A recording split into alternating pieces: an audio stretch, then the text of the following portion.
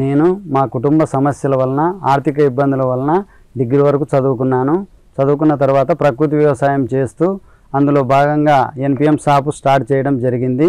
నాలాగా మిగిలిపోయినటువంటి రైతులందరినీ కూడా ప్రకృతి వ్యవసాయంలోకి తీసుకురావడానికి ఎన్పిఎం షాప్ ద్వారా అందరి రైతులకు తెలియజేస్తూ నేర్పిస్తూ మరియు ప్రకృతి వ్యవసాయ ఉత్పత్తులను అమ్ముతూ నేను రైతులకు ఉపయోగపడుతున్నాను.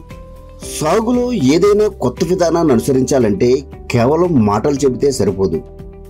పూర్తి స్థాయిలో అవగాహన చేయడంతో పాటు అవసరమైన ఇన్పుట్స్ సమకూర్చాలి. అప్పుడే కష్టమో నష్టమో ఆ విధానాన్ని అనుసరించేందుకు ముందుకు వస్తారు. రైతు వీరశేఖర్ అదే చేశారు. అవగాహన చేపట్టడం దగ్గర నుంచి ఇన్పుట్స్ అందించే వరకు తన వంతు బాధ్యతగా తీసుకుని ప్రకృతి వ్యవసాయ పద్ధతిని విస్తరించడంలో తన వంతు పాత్ర పోషిస్తున్నారు.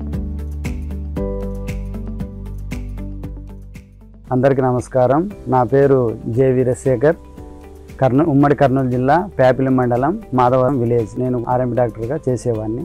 పూర్వం నుంచి మా పెద్దలు రసాయనిక వ్యవసాయం చేసేవాళ్ళు. తర్వాత 2016 నుంచి మా ఊరికి ప్రకృతి వ్యవసాయ సిబ్బంది సిఆర్పిఎన్ లక్ష్మీదేవి రావడంతో అక్కడ ప్రకృతి వ్యవసాయం గురించి తెలుసుకొని మేము కూడా ప్రకృతి వ్యవసాయం చేయడానికి ముందుకు రావడం జరిగింది.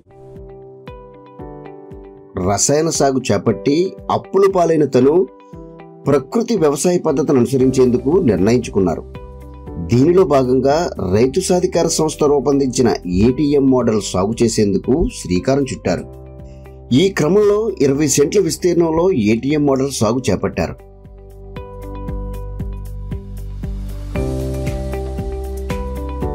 మేము ముందుగా ఆఖర్దుక్కిలో ఘనజీవామృతం వేసుకొని 3 అడుగులు ఒక బెడ్డు, 1 అడుగు కాలువ వచ్చే విధంగా బెడ్లు తయారు చేసుకొని అందులో క్యారెట్, బీట్రూటు, ముల్లంగి, తర్వాత జిగ్జాగ్ పద్ధతిలో అలసందలు, అనుములు, గోరుచిక్కుడు, చిక్కుడు, తర్వాత సన్ఫ్లవరు, జొన్న, సజ్జ బార్డర్కు వచ్చే విధంగా మధ్యలో అక్కడక్కడ ఆముదాలు, టమోటా, మిరప, వంగ, తర్వాత మధ్యలో కాకర, బీర, సోర బార్డర్కు వచ్చే విధంగా 21 రకాలు ఉండే విధంగా అన్ని రకాల పంటలు బీజామృతంతో విత్తన శుద్ధి చేసుకొని నాటడం జరిగింది.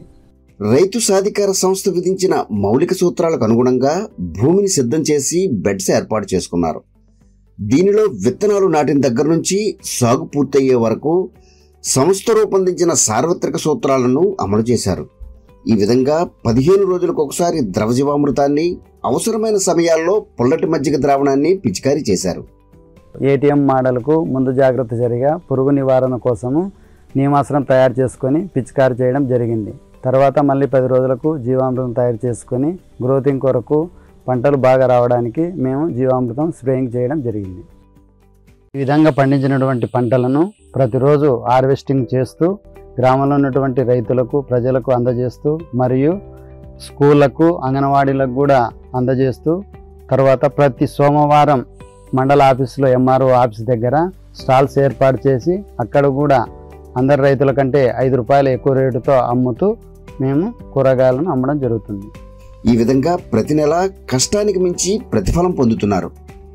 ఈ విధంగా మా ఇంటి ఆవరణలో 3 సెంట్ల స్థలంలో బెడ్లు తయారు చేసుకొని 365 రోజులు కిచెన్ గార్డెన్ వేసుకుంటూ ఆకుకూరలు, కూరగాయలు అన్నీ మేము పండించుకొని తింటున్నాము.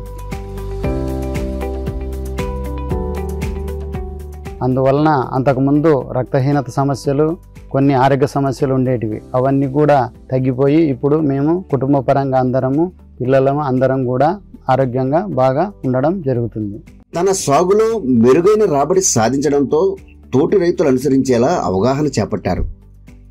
సంఘాల్లో సభ్యుల ద్వారా రైతులకు ఈ పద్ధతిని మరింత చేరువ చేసేందుకు తన వంతు ప్రయత్నం చేశారు. ఇదే సమయంలో ఇన్పుట్ సమస్య తలెత్తింది. వీటి తయారీ కాస్త శ్రమతో కూడుకున్న వ్యవహారం కావడంతో కొంతమంది వెనుకంజ వేశారు.